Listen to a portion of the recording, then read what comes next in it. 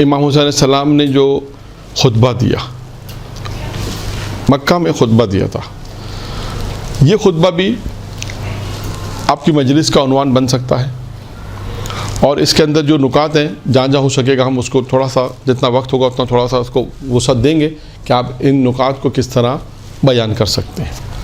خطبے میں دیکھیں، آپ دیکھیں خطبہ شروع کیسے کیا امام نے فرمایا حمد خدا کے لیے، اور وہ جو چاہتا ہے وہی ہوتا ہے، اور اس کی ذات کے علاوہ کوئی ذات طاقتور نہیں ہے۔ سب سے پہلے حمد باری تعالیٰ، اس کے بعد فرمایا خدا کے رسول محمد پر درود و سلام ہو۔ اب آپ دیکھیے گا یہ دو چیزیں کون سی دو چیزیں ہیں؟ حمد باری تعالیٰ اور درود و سلام آل محمد۔ آپ یہ دو چیزیں دیکھیے گا، آپ کو تقریباً خطبوں میں مشترکہ نظر آئیں گے۔ آپ دیکھیے گا امیر المومنین کے خطبات میں، سید سجاد کے خطبات میں، جناب زہرا نے جو خطبہ دیا، آپ دیکھیے گا کہ آپ کو خطبات میں ائمہ علیہ السلام کے جو خطبات ہیں جہاں پر خطبے دیے ہیں، بہت سارے خطبوں میں نہیں، کہیں اور بھی مختلف جگہ پہ ممکن آپ کو خطبہ کیا مولانا اس میں تو نہیں ہے، وہاں نہیں ہوگا، لیکن آپ دیکھیں جناب زینب نے جو خطبہ دیا، سید سجاد نے حمد باری تعالیٰ شروع کی، اس کے بعد جو ہے درود آل محمد پہ درود ہے، اس کے بعد پھر اصل بات کو شروع کیا۔ یہاں پر بھی دیکھیں یہی امام حسین علیہ السلام نے بھی یہی کیا کہ حمد باری تعالیٰ، اس کے بعد درود محمد آل محمد پہ درود، اور اس کے بعد پھر موضوع کو شروع کیا۔ اب دیکھیں، اچھا اب یہ جو جملہ ہے، اب جو جملہ آ رہا ہے، اے اولاد آدم کے لیے موت ایک قطعی انجام ہے، یعنی کیا فرما رہے ہیں کہ ان کے لیے موت ایک قطعی ہے۔ اچھا اب یہاں سے آپ عیسیٰ علیہ السلام کو موضوع بھی پڑھ سکتے ہیں، یعنی یہاں سے آپ کا ایک موضوع کہ امام حسین علیہ السلام نے خطبے میں جو پہلا حمد و ثنا کے بعد جو پہلا خطبہ کیا، خدا کی حمد کے بعد درود کے بعد آل محمد درود کے، جو پہلی چیز جو بیان ہوئی وہ کیا ہے؟ موت۔ یعنی آپ عیسیٰ علیہ السلام کی مجلس میں اس خطبے کو پڑھا جا سکتا ہے، خطبے کے نکات، اچھا ضروری ہے سارے نکات پڑھیں جو ہمارے موضوع سے مربوط ہیں اس کو پڑھیں، یعنی میرا اصل ہدف کیا ہے کہ آپ مجلس کو وسعت کیسے دینا ہے، یعنی ایک خطبہ اگر آپ پڑھیں تو اس خطبے سے اپنی تقریر کو کس طرح آپ وسعت دے سکتے ہیں۔ یہاں سے موت کا موضوع آ گیا، اور اس کے بعد فرمایا کہ ویسے ہی، یعنی اولاد آدم کے لیے موت ایک قطعی انجام ہے، یعنی ایسے ہی جیسے جوان لڑکیوں کے گلے میں گلوبند لٹکا ہوا ہوتا ہے۔ یعنی کیا مطلب ہے؟ موت ایک زینت ہے، نہیں نہیں بوجھ ہے، نہیں، یعنی دیکھیں انہوں نے تشبیہ دی ہے، میں دوبارہ پڑھ رہا ہوں، آدم کی اولاد آدم کے لیے موت ایک قطعی یعنی یقینی انجام ہے، موت آنی ہے۔ موت کیسی ہے ان کے لیے؟ میں اپنے الفاظ میں چلاؤں، ایسے جیسے جوان لڑکیوں کے لیے سمجھایا، خاتون کے لیے، کہ گلے میں ایک گلوبند یعنی ہار لٹکا ہوا کیسے ہوتا ہے، ایسے ہی ہے۔ نہیں نہیں نہیں، جو میں سمجھا وہ بیان، جدا نہیں ہوتا، یعنی موت بھی انسان سے یعنی اسی طرح موت بھی انسان سے جدا نہیں ہوگی، جیسے گلے کا ہار خاتون سے جدا نہیں ہوتا، یعنی اس کے لیے ہمیشہ ہمیشہ اس کے گلے میں رہتا ہے، تو کہا موت بھی ایسے ہی ہے، انسان سے کبھی جدا نہیں ہوگی۔ یہ تشبیہ دی امام نے سمجھانے کے لیے۔ اب آپ اس کو کتنا پھیلا سکتے ہیں اپنی تقریر میں کہ امام حسین علیہ السلام نے موت کو تشبیہ کس طرح دی ہے کہ خاتون کے گلے میں ایک ہار ہے، اور ہار ہمیشہ گلے میں رہتا ہے، ایک زینت کے طور پہ رہتا ہے۔ اب آپ اس کو زینت کے، یا جہاں میں جو سمجھا وہ یہی ہے کہ جیسے ہار جدا نہیں ہوتا، انسان سے موت بھی جدا، شروع میں انہوں نے کہہ بھی دیا قطعی ہے، یقینی ہے، موت یقینی، موت آئے گی۔ اس کی مثال انہوں نے اس طرح ایک مثال دے کے، ایک تشبیہ دے کے سمجھایا کہ اس طرح ہے۔ پھر اس کا فرمایا کہ مجھے اپنے اسلاف یعنی جو جا چکے ہیں، یعنی میرے والد، میری والدہ، یعنی اسلاف یعنی وہ لوگ جو گزر گئے، مجھے اپنے اسلاف سے ملنے کا ویسا ہی اشتیاق ہے جیسے یعقوب کو یوسف سے ملنے کا تھا۔ خود یہ ایک موضوع ہو گیا۔ اب جب یہاں پر آپ پہنچے تو کیا کریں؟ اب آپ یہاں اس جملے پہنچے آپ کو کیا کام کرنا پڑے گا؟ جی، مجھے اپنے اسلاف یعنی جو جا چکے ہیں، کون؟ والد، والدہ، بھائی، نانا سے ملنے کا اشتیاق ہے، ویسے اشتیاق ہے، یعنی مجھے اپنے जो मेरे गुजर गए हैं अफराद, उनसे मुझे मिलने का नहीं इश्तियाक यानी देख शौक़ है, मुझे शौक़ है, यानी मुझे उनसे मिलने का ऐसा ही शौक़ है जैसे याकूब को यूसुफ से मिलने का शौक़ था। अब यहाँ से आप अपनी तकरीर को कैसे बढ़ा सकती हैं? क्या कहाँ जाएंगी? जनाब याकूब यूसुफ के हालात बयान करें। यानी यहाँ से जो तशबीह, यहाँ ये भी तशबीह है कि मुझे अपने यानी जो मेरे ख़ानदान यानी वालिद वालदा असलाफ कहते हैं वो अफराद जो गुजर गए, ठीक है, उनसे मिलने का मुझे इश्तियाक है। और ये इश्तियाक कैसा है? ये इश्तियाक ऐसा यानी ऐसा इश्तियाक है जैसे याकूब को यूसुफ से मिलने का इश्तियाक था, यानी उसमें बेकरार थे, यानी रोते थे उनके गिर। यानी अब इसको देख, अब आप यहाँ से एक मौजू क्या है, याकूब और जनाब यूसुफ की जो दास्तान है उसको बयान कर सकते हैं कि जनाब याकूब का यूसुफ से किस तरह उनकी बेकरारी थी, किस तरह वो जुदा हुए, जुदा होने की पूरी कहानी पेश हो सकती है।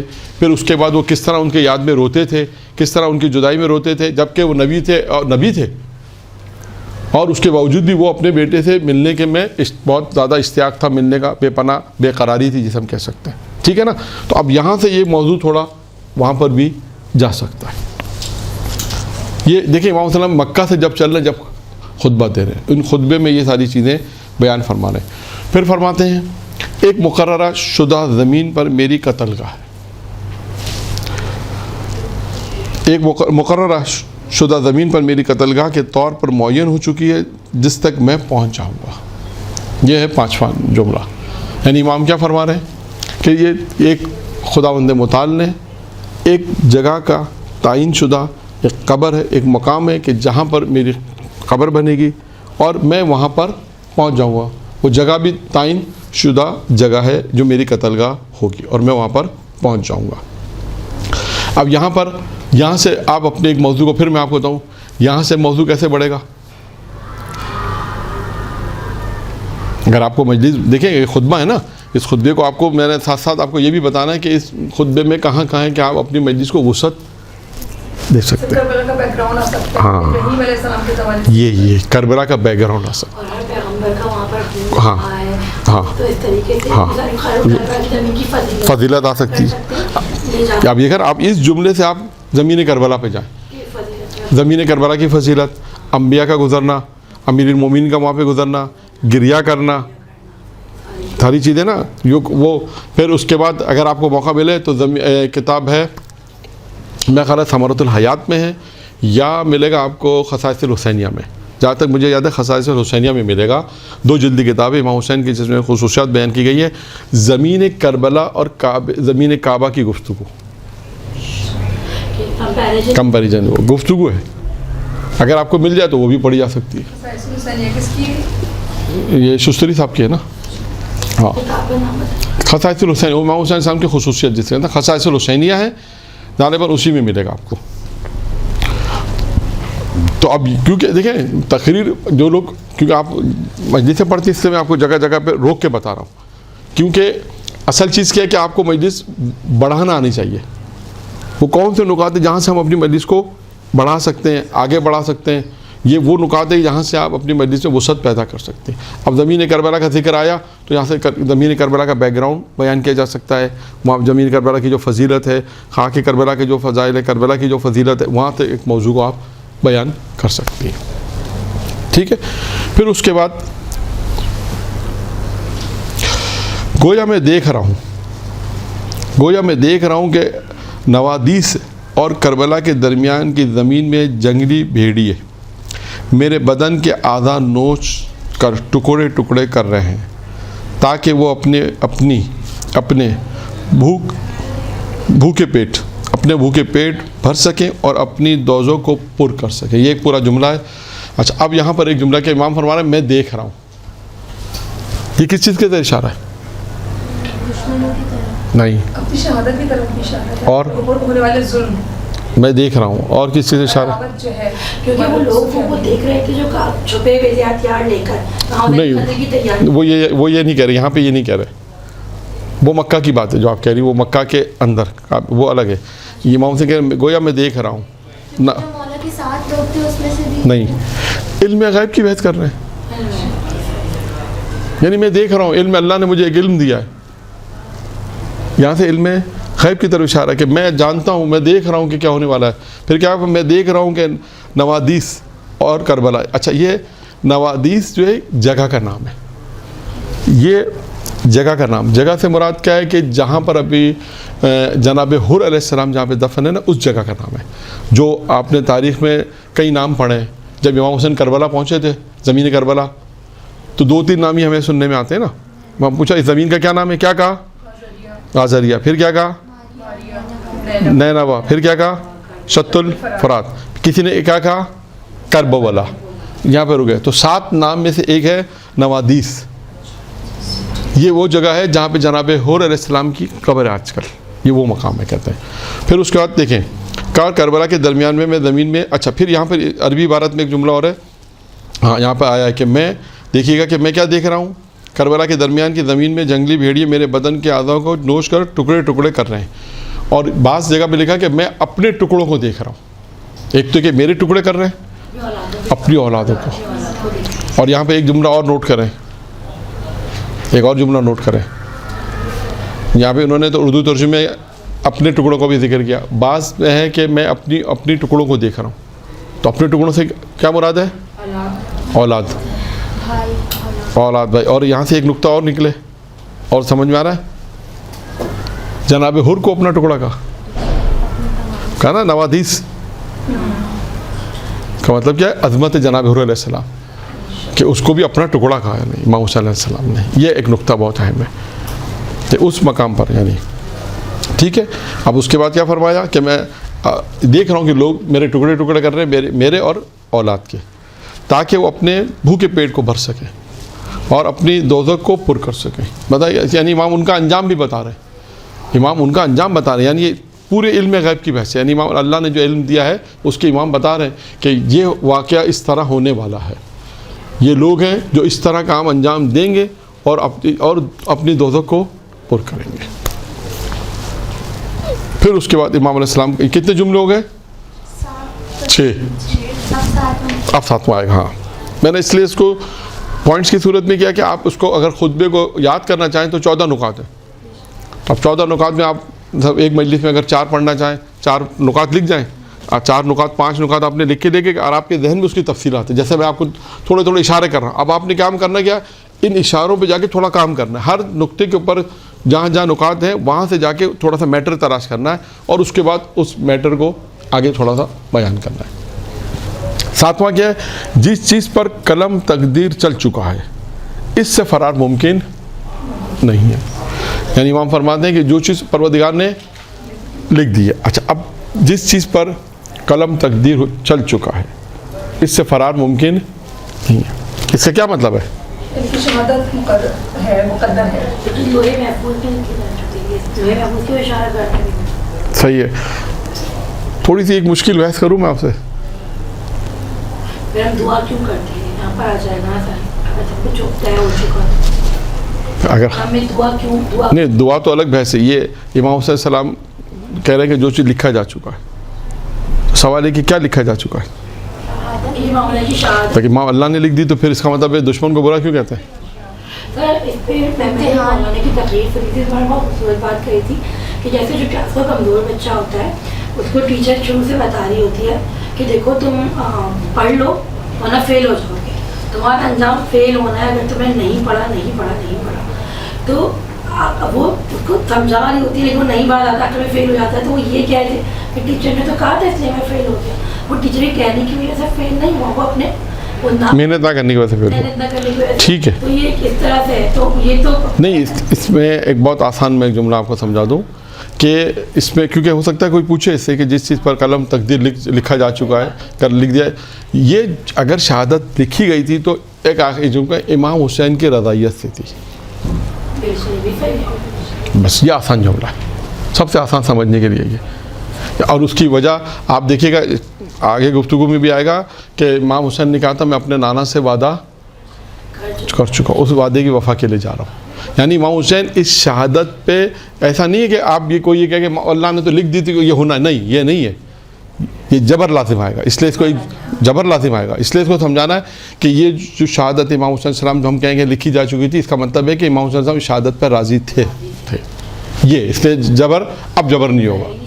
हाँ, मैं इसलिए इस जुमले को इसलिए जुमले पर थोड़ा सा हाँ, क्योंकि आप बाज़ औक़ात अगर इस जुमले को पढ़ें तो फिर एक थोड़ा सा तशरीह देके, क्योंकि ये बहस थोड़ी सी मुश्किल बहस है, लोग इतनी आसानी से समझ में नहीं आती। इससे बहुत आसान है कि अगर आप इस जुमले को पढ़ना चाहें तो कहेंगे इमाम हुसैन की शहादत पे इमाम हुसैन रज़ायत राज़ी थे, बस ये सबसे आसान जुमला है। ठीक है, अब आते हैं 8वां जुमला, खुदा की रज़ा हम अहले बैत की रज़ा।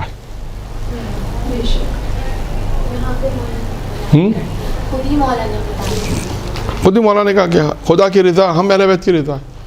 यानी अगर आप उस पहले वाले जुमले की भी ऊपर वाले जुमले की तशरीह करें कि अगर खुदा ने चाहा कि हमारी शहादत हो तो हम इस पर राज़ी हैं, इसलिए कि खुदा की रज़ा कि हुसैन शहीद हो तो हम भी इस पर राज़ी हैं, हम खुदा की रज़ा पर राज़ी हैं। अब ये ऊपर वाले जुमले की भी तशरीह हो सकती है आराम से। अगर कोई एतराज़ करना चाहे तो क्या इमाम हुसैन का हम अगर खुदा ने चाहा, अलबत्ता उसमें हम जवाब ये कहते हैं कि ये शहादत इमाम हुसैन सलाम की रज़ायत से है और इमाम हुसैन ने खुद कहा कि खुदा की रज़ा हम अहले बैत की रज़ा है। अच्छा, अब यहाँ पर कोई वाक़या आ रहा है आपको जो जहन नशीन हो यहाँ पे कि अल्लाह की रज़ा, खुदा की रज़ा अहले बैत की रज़ा है, खुदा की रज़ा अहले बैत की रज़ा पर कोई आपके जहन में कोई वाक़या है? इंशाअल्लाह सूरह दहर में जो तज़किरा हुआ है, जब अहले बैत अलैहिस्सलाम ने रोज़ाना रोटियाँ दी, खुदा वो इन्फाक है, वो सही है। और इसके अलावा खुदा की रज़ा हम अहले बैत की रज़ा है। 5वें इमाम का वाक़या है, चले मैंने नाम बता दिया। 5वें इमाम के नाम है जहन में आ रहा है कि 5वें इमाम का वाक़या? 5वें इमाम की जाबिर इब्न अब्दुल्लाह अंसारी से मुलाकात जहन में है जहन में? क्या मुलाकात है? सर बहुत छोटे थे इमाम जाबिर सादिक नहीं, 5वें इमाम जाबिर इब्न अब्दुल्लाह अंसारी मदीने आए थे तो देखा कि एक छोटा सा बच्चा दरवाजे पर आया और उसको उन्होंने प्यार किया और कहा कि तुम्हारे जद ने कहा था कि तुम्हें मेरा फर्जंद मिलेगा, मुलाकात होगी, उसको मेरा सलाम है। ठीक है, ये तो इसमें रज़ायत कहाँ है? खुदा की रज़ा में अहले बैत की रज़ा, इसमें रज़ा कहाँ है? वो तो कहा था 5वें इमाम ने, पैगम्बर ने कहा था जाबिर से तुम मेरे 5वें बेटे से मुलाकात करोगे, उसको मेरा सलाम देना, वो दे दिया उन्होंने सलाम। तो इसमें रज़ायत कहाँ है? जाबिर जब बीमार हुए थे, शायद आखिरी वक्त था, तो 5वें इमाम मुलाकात के लिए गए थे। जब 5वें मुलाकात के लिए गए तो पूछा जाबिर तुम्हारी तबीयत कैसी है? तो क्या कहा जाबिर ने जवाब दिया, कहा मैं बीमारी को तरजीह देता हूँ सेहतमंदी के ऊपर, मैं फ़ख्र को तरजीह देता हूँ दौलतमंद के ऊपर, और मौत को तरजीह देता हूँ ज़िंदगी पर। 3 गालिबन ये जुमले थे जो जाबिर ने 5वें इमाम से कहे थे। जाबिर कौन? अब आप इसको पढ़ने का अंदाज से सर, जाबिर कौन है? जिन्होंने किताब रसूल है। कितने मासूम का दौर देखा? 5 मासूमों का दौर देखा है जाबिर इब्न रज़ाली। अब आप इनकी फजीलत थोड़ी सी बयान करके कहेंगे जाबिर की पूरी ज़िंदगी का खुलासा जाबिर ने बयान कर दिया। 5वें इमाम ने पूछा जाबिर कैसी तबीयत है, क्या हाल है? तो कहा कि मैं मौत को तरजीह देता हूँ ज़िंदगी के ऊपर, और बीमारी को तरजीह देता हूँ सेहत के ऊपर, और फ़ख्र को तरजीह देता हूँ दौलत के ऊपर। अब तूने 5वें इमाम ने क्या कहा, ये मुहिम है असल में। ये हमारी बहस से जब इस बहस को हम अपनी बहस को जब रिलेटेड कर रहे हैं, लिंक दे रहे हैं, तो अब 5वें इमाम ने जुमला क्या कहा? 5वें इमाम ने कहा जाबिर ये तो तुमने बयान किया, कहा हम अहले बैत अल्लाह के रज़ा पे राज़ी रहते हैं। अगर अल्लाह ज़िंदगी पे राज़ी है तो हम ज़िंदगी पे राज़ी हैं, अगर अल्लाह मौत दे दे तो हम मौत पे राज़ी हैं, अल्लाह फ़ख्र दे तो फ़ख्र पे राज़ी हैं, अल्लाह दौलत दे तो दौलत पे राज़ी हैं, अल्लाह सेहत दे तो सेहत पे राज़ी हैं, अल्लाह अगर बीमार करे तो बीमार। ये 5वें इमाम।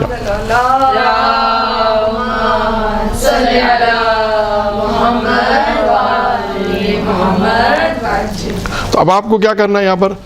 ये एक वाक़या मैंने यहाँ से एक वाक़या आपको बयान किया। अब आपने क्या करना है? ये खुद एक मजलिस से पूरी अहले बैत कहते हैं, हम इमाम हुसैन का खुदा की रज़ा हम अहले बैत की रज़ा। अब आपने क्या करना है?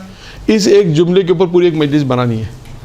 अब मैंने एक 5वें इमाम का वाक़या पेश किया, आप 6ठे इमाम का कोई वाक़या ऐसा ढूंढ के लेकर आए, इमाम ज़ैन आबिदीन का कोई वाक़या लेकर आए। यानी आप तारीख़ मासूमीन का मुताला करें, जब आप 4-5 वाक़यात लेकर आ जाएंगे तो आपकी एक मजलिस खुद एक इस जुमले पे बनेगी, इस जुमले पे एक मजलिस पूरी बनेगी। ये है तरीक़ेकार,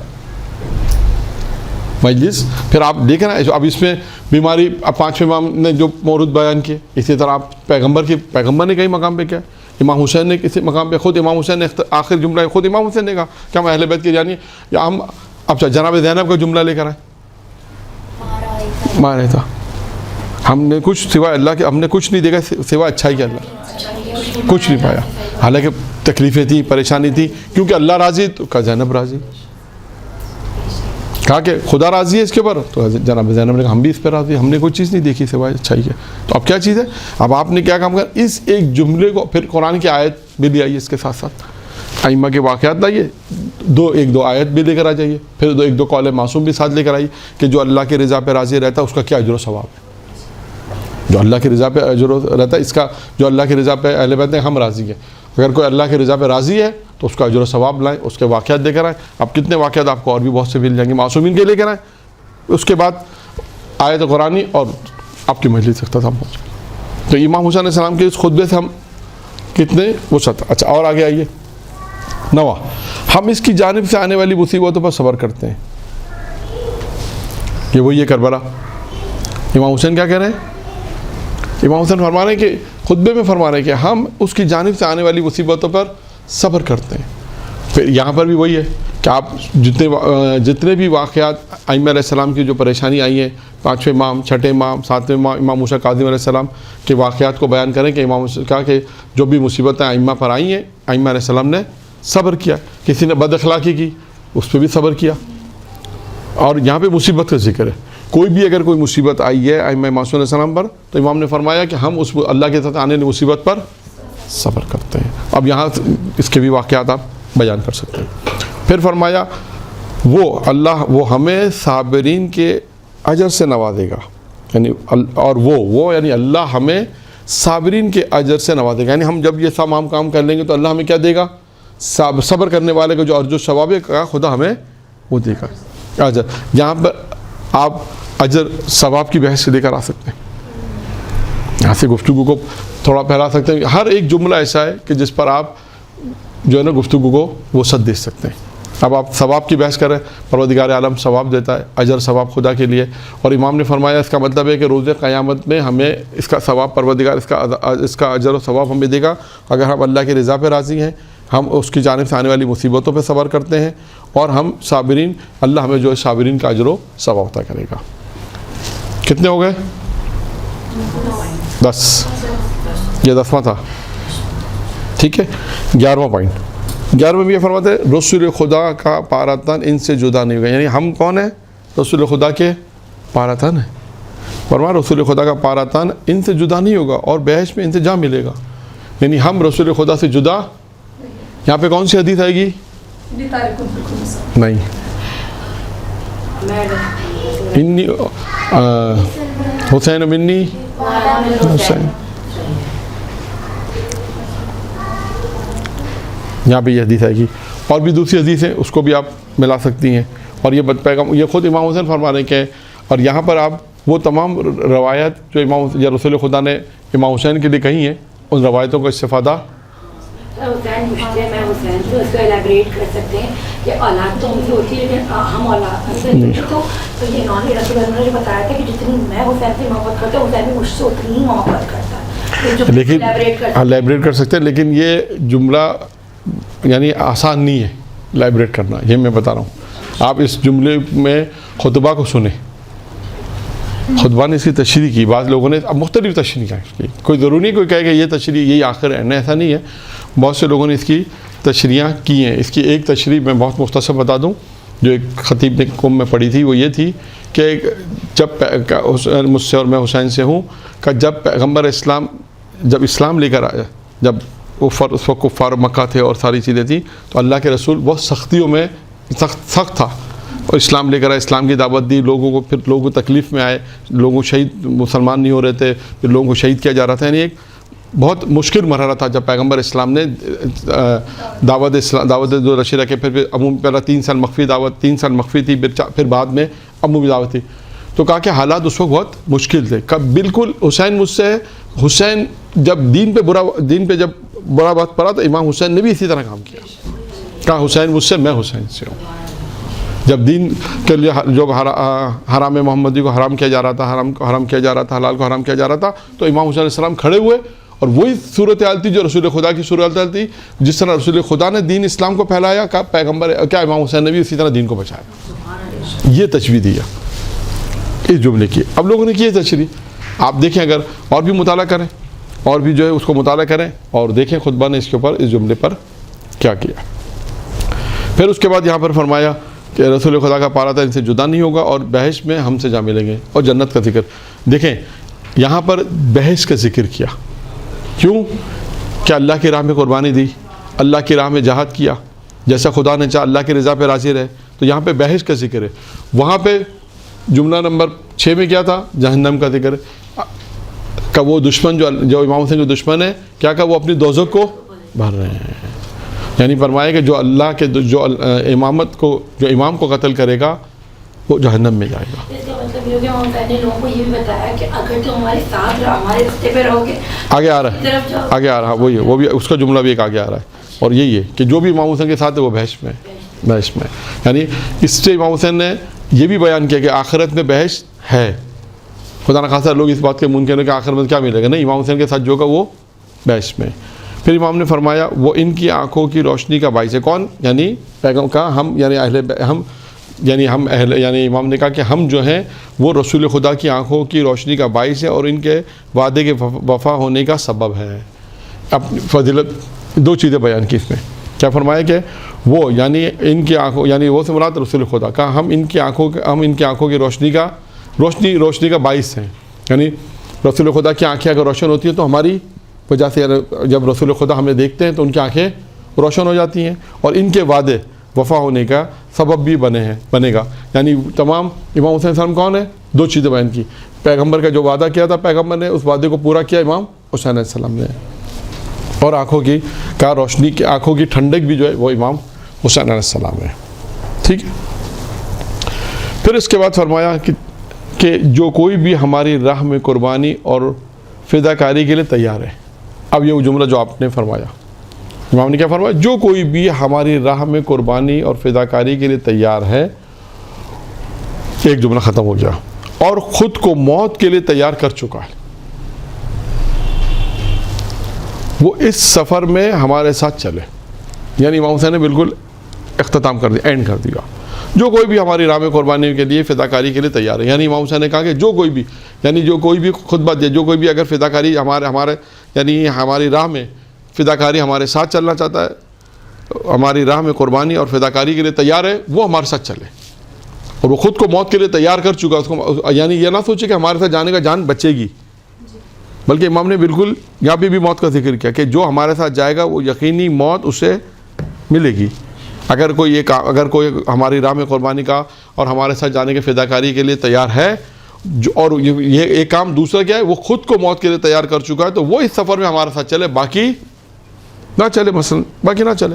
یعنی جو ہے وہ یہی ہے، ہمارے ساتھ جو چلے گا فداکاری کے لیے تیار ہو جائے. جو ہمارے ساتھ چلے گا وہ موت کو اپنے تیار کر چکا ہے، اور وہی ہمارے ساتھ چلے جو موت کو تیار کر چکا ہے. اس کے بعد فرمایا، یہاں پہ خطبہ ختم ہو گیا اور فرمایا کہ میں کل صبح یہاں سے روانہ ہوں گا. یہ خطبہ تھا امام حسین علیہ السلام کا خطبہ تھا جو امام حسین علیہ السلام نے مکہ سے چلتے ہوئے خطبہ دیا.